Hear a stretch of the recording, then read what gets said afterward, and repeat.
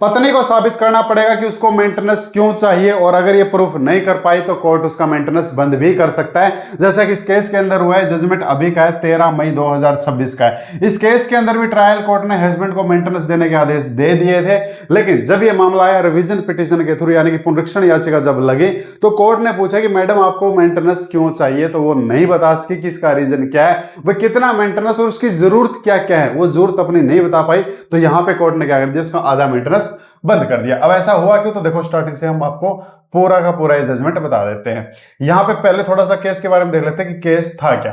देखो इस केस के थ्रू संक्षेप में मामले के तथ्य है, प्रतिवादी संख्या 1 जो कि पत्नी है, पत्नी ने डोमेस्टिक वायलेंस एक्ट सेक्शन 12 के तहत में बीकानेर के माननीय सहायक न्यायाधीश के समक्ष जो है एक मामला रखा, आवेदन दायर किया, जिसमें याचिकाकर्ता पति क्यों बोला गया, क्योंकि इस केस में याचिकाकर्ता पति है और उसके परिवार के सदस्यों के खिलाफ जो क्रूरता, उत्पीड़न और दहेज की मांग का आरोप लगाया गया था और सुरक्षा, निवास, भरण पोषण और मुआवजे की मांग की गई थी। याचिकाकर्ता और अन्य प्रतिवादियों ने आरोपों से इनकार कर दिया। लड़के पक्ष ने डिनाई कर दिया कि हमने कोई ऐसा काम नहीं किया जैसा मोहतरमा बता रही हैं, और तर्क दिया कि प्रतिवादी पत्नी 16/8/2012 से अलग रह रही है। तकरीबन 2012 से इनके बीच में सेपरेशन है। आज 2026 तक तकरीबन 14 साल हो गए।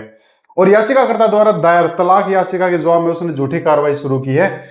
साक्ष्य दर्ज करने के बाद विद्यमान ट्रायल कोर्ट ने यानी कि डिवोर्स केस भी चल रहा है, 27 फरवरी 2025 के आदेश द्वारा आवेदन को आंशिक रूप से स्वीकार कर लिया और प्रतिवादी पत्नी को 20,000 रुपए तो प्रति महीने का गुजारा भत्ता और 5,000 रुपए घर के किराए के लिए, और ये देखो क्या लिख रखा, 2 लाख रुपए का मुआवजा देने का आदेश दे दिया। घरेलू हिंसा अधिनियम की धारा 29 के तहत याचिकाकर्ता द्वारा दायर अपील को माननीय अपील न्यायालय ने 5/5/2025 के आदेश द्वारा आंशिक रूप से स्वीकार कर दिया। तो आप समझ गए होंगे कि एक लड़की ने डोमेस्टिक वायलेंस एक्ट सेक्शन 12 के तहत में मुकदमा लगाया और मांग लिए भाई मेरे को 2 लाख रुपए और मेंटेनेंस वगैरह दो, और कोर्ट ने दिलवाए भी। पति को आदेश दे दिया कि आपको 2 लाख रुपए इसको देने हैं, 20,000 रुपए हर महीने का आपको गुजारा भत्ता देना है और 5,000 रुपए इसका रेंट आपको देना है। ठीक है, फिर अपील आ गई, अपील को स्वीकार कर लिया, जिसके तहत भरण पोषण की राशि को 18/11/2014 के आदेश को लेकर 16/8/2018 याचिकाकर्ता की सरकारी सेवा में नियुक्ति की तिथि तक 10,000 रुपए प्रति माह कर दिया गया, जबकि निचली अदालत के शेष निर्देशों को यथावत रखा गया है। जब इसकी अपील आई ना, अपील कोर्ट ने एक और कमाल की बात कर दी, निचली अदालत में आवेदन प्रस्तुत करने की तिथि से लेके जिस दिन उसने ट्रायल कोर्ट में मुकदमा लगाया था उस दिन से लेके वहां पे, और याचिकाकर्ता मतलब लड़की, इस केस में याचिकाकर्ता तो है हस्बैंड, लेकिन उस केस में पहले वाले में याचिकाकर्ता थी लड़की। देखो कमाल की बात, जिस दिन उसने केस लगाया था उस दिन से लेके याचिकाकर्ता की सरकारी सेवा में नियुक्ति, जब तक उसकी सरकारी सेवा नहीं लग जाती है तब तक भैया 10,000 रुपए प्रति माह कर दिया गया है। और जबकि निचली अदालत के शेष निर्देशों को यथावत रखा गया, पहले वाले निर्देश भी बरकरार रखे गए हैं और ऊपर से 10,000 रुपए, और वो भी कंडीशन है कि जब तक इसकी सरकारी नौकरी नहीं लगती है। अब सरकारी नौकरी की क्या गारंटी है भाई, जो बच्चे 10-10 साल सरकारी नौकरी की तैयारी कर रहे हैं उनकी गारंटी नहीं है। सरकारी नौकरी लगे तो लगे, ना लगे तो ना लगे, किसी की लगनी हो तो पहले पेपर में लग जाती है। तो कोर्ट ने आदेश दे दिया कि जब तक लड़की की सरकारी नौकरी नहीं लगती तब तक भाई 10,000 रुपए ये मेंटेनेंस देगा। अब आगे याचिकाकर्ता के विद्वान वकील ने प्रस्तुत किया और उस ट्रायल कोर्ट के फैसले को देखो, निचली अदालत के शेष निर्देशों को भी उसने बरकरार रखा है। याचिकाकर्ता के विद्वान वकील ने प्रस्तुत किया कि निचली अदालत द्वारा पारित विवादित आदेश स्पष्ट रूप से अवैध है। अब लड़के के एडवोकेट ने यहां पे बताया कि भाई वो आदेश जो है सही नहीं है, गंभीर अनियमितता से ग्रस्त है, क्योंकि प्रतिवादी संख्या 1 द्वारा लगाए गए घरेलू हिंसा किसी भी ठोस सबूत से सिद्ध नहीं हुए। भाई डोमेस्टिक वायलेंस तो सिद्ध हुआ ही नहीं है। यह भी तर्क दिया गया कि प्रतिवादी पत्नी अपनी मर्जी से अलग रह रही, भाई अपनी मर्जी से उसने घर छोड़ रखा है, और उसने याचिकाकर्ता द्वारा दायर जो भी तलाक याचिका में जवाब झूठी कार्रवाई शुरू की थी। विद्वान वकील ने आगे कहा कि वर्ष 2018 से पहले याचिकाकर्ता के पास आय का कोई स्थिर स्रोत नहीं था। भाई लड़के के पास में जो है कोई उसके पास में इनकम सोर्स भी नहीं है, इसलिए आवेदन दाखिल करने की तिथि से भरण पोषण का भुगतान करने का निर्देश पूरी तरह से मनमाना और अत्यधिक है। यह भी तर्क दिया कि निचली अदालत ने इस बात को समझने में विफल रहे कि कुछ प्रतिवादी अलग अलग रह रहे हैं और उनके खिलाफ कोई विशिष्ट आरोप या सबूत उपलब्ध नहीं है। तो लड़के के एडवोकेट ने यहाँ पे अपने फैक्ट रखे हैं कि भाई ना तो लड़का कुछ कमाता है, बेरोजगार है, इसकी कोई जॉब वगैरह कोई इसके पास में इनकम सोर्स नहीं है। जो भी लड़के पक्ष ने आरोप लगाए हैं वो सिर्फ और सिर्फ एक सामान्य आरोप है जो कि सिद्ध भी नहीं हुए हैं। उसके बावजूद भी एक बड़ा मेंटेनेंस लड़के के ऊपर थोप देना कि 2 लाख रुपए, 20,000 रुपए, फिर 10,000 रुपए और 5,000 रुपए रेंट के, तो ये बहुत ज्यादा है। अब कोर्ट की दलील हम सुन लेते हैं, कोर्ट क्या कह रहा है। भरण पोषण से संबंधित मुद्दे के संबंध में इस न्यायालय का दृढ़ मत है। इस न्यायालय मतलब इस कोर्ट का क्या मत है कि निचली अदालतों ने भरण पोषण न्याय शास्त्र के मूल उद्देश्य और दर्शन को पूरी तरह से भुला दिया है। यानी कि जो प्रोविजन जो बनाए गए हैं कानून के अंदर, जो लाइन लिखी गई, उनको भुला दिया ट्रायल कोर्ट ने। और भरण पोषण न तो कोई सजा है और न ही कोई प्रतिशोधात्मक है, यानी ना तो ये कोई सजा है ना ही ये कोई बदला है कि आप हस्बैंड पे थोप दो। इसका उद्देश्य वैवाहिक कलह के लिए पति को दंडित करना नहीं है। भाई ये नहीं है कि चलो मियां बीवी के बीच में लड़ाई होगी तो पति को एक तरह की क्या है पनिशमेंट मिले, और न ही इसका उद्देश्य अप्रत्याशित लाभ या धन संचय साधन बनाना है, ना ही यह कि पति का पैसा लो और वाइफ को दे दो। भरण पोषण प्रदान करने के पीछे वास्तविक तर्क यह है कि यह सुनिश्चित करना कि क्या पर्याप्त स्वतंत्र साधनों से वंचित जीवन साथी दरिद्रता, भूखमरी, बेघर होने या असहाय जीवन जीने के लिए विवश न हो जाए। मेंटेनेंस कोर्ट तभी लगाए जब कोर्ट को लगे कि जो जीवन साथी है वो बेचारा भूखमरी से परेशान है, उसको रहने के लिए जगह नहीं है, उसके जीवन जीने के लिए जो उसके पास में पैसा नहीं है, तब आप जो है उसके ऊपर मेंटेनेंस पति के ऊपर लगाओ, क्योंकि जो दूसरा जीवन साथी है वो असमर्थ हो गया है। पहले ये चीज देखो। इसका उद्देश्य तत्काल वित्तीय सहायता और जीविका प्रदान करना होता है कि भाई जब वो भूखमरी से परेशान है, ताकि याचिकाकर्ता बुनियादी गरिमा के साथ अपना भरण पोषण कर सके और वैवाहिक अलगाव से उत्पन्न कठिनाइयों का सामना कर सके। अतः भरण पोषण की अवधारणा को उसके सही पर्यवेक्षण में समझना आवश्यक है कि भाई उसको जरूरत क्यों है मेंटेनेंस की, और अगर उसको मेंटेनेंस की जरूरत है तो उतना ही मेंटेनेंस दिलवाओ। और एक जजमेंट है सुप्रीम कोर्ट का, नेहा वर्सेस रजनीश करके, आप लोगों ने सुना भी होगा इस जजमेंट के बारे में। उसके अंदर भी सुप्रीम कोर्ट ने साफ गाइडलाइन दी है, जिस लड़की को मेंटेनेंस चाहिए उसको अपना एफिडेविट देना पड़ेगा कि उसको मेंटेनेंस की जरूरत क्यों है, उसके क्या क्या खर्चे हैं, कितना उसको मेंटेनेंस चाहिए और उसके हस्बैंड कितना पैसा कमाते हैं, उन सब के प्रूफ लड़की को देने पड़ेंगे अपने एफिडेविट के साथ में।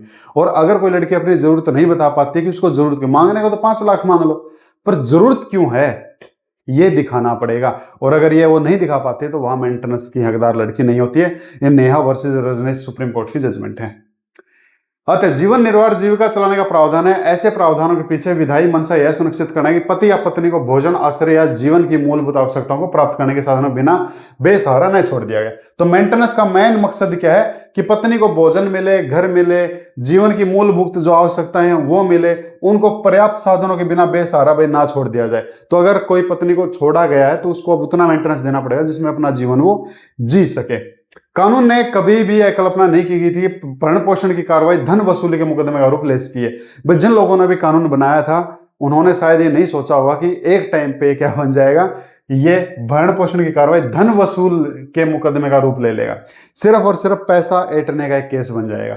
यानी कि एक मुकदमा जो बनाया था भाई 125 CRPC आप कह लो या DV में कह लो या सेक्शन 24 में आप कह लो हिंदू मैरिज एक्ट में, ये प्रावधान बनाए तो इसलिए थे कि भाई अगर दोनों मियाँ बीवी के बीच में कुछ तनमन चल रही है तो दूसरा पार्टनर उसका भरण पोषण कर सकें जब तक केस चल रहा है। अगर वो बेसहारा है तो, असमर्थ है तो, लेकिन उस कानून को अब किसी और ही चीज का उसने रूप ले लिया है। देखो सामने लिख रखा है, एक वेतन भोगी कर्मचारी द्वारा वहन करने में असमर्थ एक भारी पूर्वव्यापी वित्तीय बोझ में परिणत होगी। न्यायालय को दावेदार की आवश्यकता और भरण पोषण का भुगतान करने के लिए निर्देशित व्यक्ति की वास्तविक भुगतान क्षमता के बीच एक नाजुक संतुलन बनाना आवश्यक है। देखो यहां पे लिख दिया कि कोर्ट जब भी मेंटेनेंस लगाए तो उसको यह देखना चाहिए कि व्यक्ति की वास्तविक भुगतान क्षमता, देने वाले की कितनी क्षमता है और जो ले रहा है उसकी जरूरत क्या है, ये चीजें देखनी चाहिए। और इस न्यायालय ने बीकानेर के माननीय जो कोर्ट थे पारित आदेश और साथ ही माननीय अपीलीय न्यायालय आदेश को दिए गए निर्णय का गहन विचार किया और अभिलेखों पर उपलब्ध सामग्री की सावधानीपूर्ण जांच करने पर न्यायालय इस निष्कर्ष पर पहुंचता है कि दोनों निचली अदालत विवादों उनको सही कानून प्रोटेक्शन का जांच करने में विफल रही है। यानी कि ट्रायल कोर्ट का फैसला, उसके बाद जो अपील कोर्ट में फैसला आया, उन दोनों ने इस चीज को बारीकी से नहीं देखा है। वो विफल रही है ये देखने में कि लड़की को पैसे की जरूरत क्यों है और लड़का कितना कमाता है। तो भाई लड़के की क्षमता देखो, वो कितना बेचारा कमा रहा है, उसके ऊपर कितना बर्डन है अपने खर्चों का। होता भाई लड़कों को जैसे माँ बाप का देखना है, अगर माँ बाप बीमार है तो उनकी दवाइयों का देखना है, खुद का देखना है, अगर वो खुद किराए के घर में रहना है तो उसको किराया भी देना है, खुद की ज़रूरतें भी हैं, या कहीं अगर जॉब करा तो आने जाने का किराया विराया सब चीज़ें देखने के बाद लगाओ ना मेंटेनेंस। ये थोड़ी कि 20,000 कमा रहा है उसमें से 10,000 दिलवा दिया, और 20,000 में से उसके भी तो खर्चे होंगे, या जितने उसके वैलिड खर्चे हैं उन खर्चों को निकाल के फिर मेंटेनेंस लगाओ। और लड़की की जरूरत क्या है उस चीज़ को भी देखो। तो यहाँ पे कोर्ट ने कह दिया कि दोनों कोर्टें इस चीज़ को जांचने में विफल रही है। तो इस कोर्ट ने क्या देखा है हम वो देख लेते हैं अब। यहाँ तक की जानकारी अच्छी लगी है आप इसको लाइक जरूर कर लें भाई, शेयर कर लें, सब्सक्राइब कर लें, और नेहा वर्सेस रजनीश का जो जजमेंट है वो आप जरूर रीड कर लें। मेंटेनेंस केस से रिलेटेड का सबसे बड़ा जजमेंट अभी तक का वही है। देखो बीकानेर कोर्ट ने जो फैसला दिया था ना, उस फैसले में इस कोर्ट ने क्या कर दिया, थोड़ा संशोधन कर दिया। थोड़ा संशोधन क्या कर दिया, एक तो जो वहां पे 20,000 रुपए का जो मेंटेनेंस लगाया था उस आदेश को इन्होंने बरकरार रखा कि 20,000 रुपए पर महीने का देगा, लेकिन जो 5,000 रुपए का जो रेंट था वो यहाँ पे खत्म कर दिया। इसके अलावा हालांकि निचली अदालत द्वारा कथित मानसिक क्रूरता के लिए 2 लाख रुपया मुआवजा दिया था, इस शर्त को हम रद्द करते, 2 लाख की शर्त को भी कोर्ट ने रद्द कर दिया। बीकानेर की माननीय नैतिक जिला न्यायाधीश फलानी तारीख को जो भी आदेश रद्द और निरस्त किया जाता है, क्योंकि याचिका सरकारी सेवा प्रवेश करने की तिथि तक आवेदन की तिथि भरण पोषण भुगतान की आवश्यकता वाला निर्देश कानून की दृष्टि में पूरी तरह से अनिश्चित है। एक जो ऊपर हमने देखा था ना कि जब तक सरकारी नौकरी नहीं लगती तब तक के लिए उसको मेंटेनेंस मिलेगा, तो भैया याचिका करता है सरकारी सेवा में प्रवेश करने की तिथि तक आवेदन की तिथि से भरण पोषण के भुगतान की आवश्यकता वाला निर्देश कानून की दृष्टि में पूरी तरह से गलत है। सरकारी नौकरी का क्या भरोसा, कब मिले या ना मिले, उसकी कोई गारंटी थोड़ी है कि फलानी डेट को सरकारी नौकरी मिल जाएगी। तो उस आदेश को भी हम रद्द करते हैं। यह आगे स्पष्ट किया जाता है कि यदि प्रतिवादी पत्नी किसी अन्य न्यायिक कार्रवाई या किसी अन्य सक्षम मंच से भरण पोषण के रूप में कोई राशि प्राप्त कर रही है तो उसे इस न्यायालय द्वारा उपरोक्त संशोधित विद्वान ट्रायल कोर्ट के आदेश के तहत भुगतान करने के लिए निर्देशित राशि के विरुद्ध विधिवत समायोजित कर दिया जाएगा। कहने का मतलब यह है कि अगर उस लड़की को किसी और केस में कोर्ट ने क्या दिलवा दिया, मेंटेनेंस दिलवा दिया, जैसे ये तो था डीवी में, मान के चलो 125 में भी कोर्ट ने उसको 10,000 का मेंटेनेंस दिलवा दिया, तो वो मेंटेनेंस इस केस में क्या हो जाएगा, समायोजित हो जाएगा, सेट ऑफ हो जाएगा। इसका मतलब ये होता है कि लड़की को कुल मिला के 20,000 ही मेंटेनेंस मिलेगा। अगर 125 में 10,000 हो गया तो डीवी में फिर 10,000 हो जाएगा, तो फिर टोटल कितना 20 हो गया। अगर उसको सेक्शन 24 में भी कोर्ट ने क्या कर दिया, मान के चलो 10,000 का मेंटेनेंस कर दिया, 10 125 में कर दिया, ये कर दिया, तो तीनों का मिला के उसको फिर भी 20,000 रुपये ही मिलेगा। ये साफ लिख रखा है कि यह आगे स्पष्ट किया जाता है यदि प्रतिवादी पत्नी किसी अन्य न्यायिक कार्रवाई या किसी अन्य सक्षम मंच से भरण पोषण के रूप में कोई भी राशि प्राप्त कर रही है तो उसे इस न्यायालय द्वारा उपरोक्त संशोधित विद्वान ट्रायल कोर्ट के आदेश के तहत भुगतान करने के लिए निर्देशित राशि के विरुद्ध विधिवत समायोजित किया जाएगा, सेट ऑफ किया जाएगा, तो उनको एक बना दिया जाएगा। मतलब कुल मिला के उसको 20,000 रुपये का ही मेंटेनेंस मिलेगा, कोई और कोर्ट देती है तो यहाँ पे सिर्फ अब कोर्ट ने 20,000 रुपये का मेंटेनेंस रखा है, 2 लाख को हटा दिया, सरकारी सेवा वाली कंडीशन को हटा दिया, रेंट को हटा दिया, और किसी और कोर्ट से मेंटेनेंस मिलेगा तो भी टोटल 20,000 ही मिलेगा। जितनी जरूरत है उतना ही लो। लड़का बेचारा कितना कमाता है, कितना उसके ऊपर खर्चे, ये चीजें देखो। मैं फिर बता देता हूँ, मेंटेनेंस केस अगर लगा है तो नेहा वर्सेस रजनीश की जजमेंट को फॉलो करो, उसकी गाइडलाइन को देखो। अगर आपके केस में लड़की पक्ष ने अगर कोई गाइडलाइन फॉलो नहीं किए तो वहां पे आप उसको आर्ग्यूमेंट में लो, तो आपको उसका बेनिफिट मिलेगा, और ऐसी जजमेंट्स का भी आपको बेनिफिट मिल सकता है। ये अभी का मैं आपको दिखा चुका हूँ, 13 मई 2026 का जजमेंट है इस केस के तहत में। यह राजस्थान हाई कोर्ट का जजमेंट है भैया। तो उम्मीद करूंगा जानकारी अच्छी लगी होगी। अच्छी लगी आप इसको लाइक कर लो, शेयर कर लो, सब्सक्राइब कर लो। Thank you.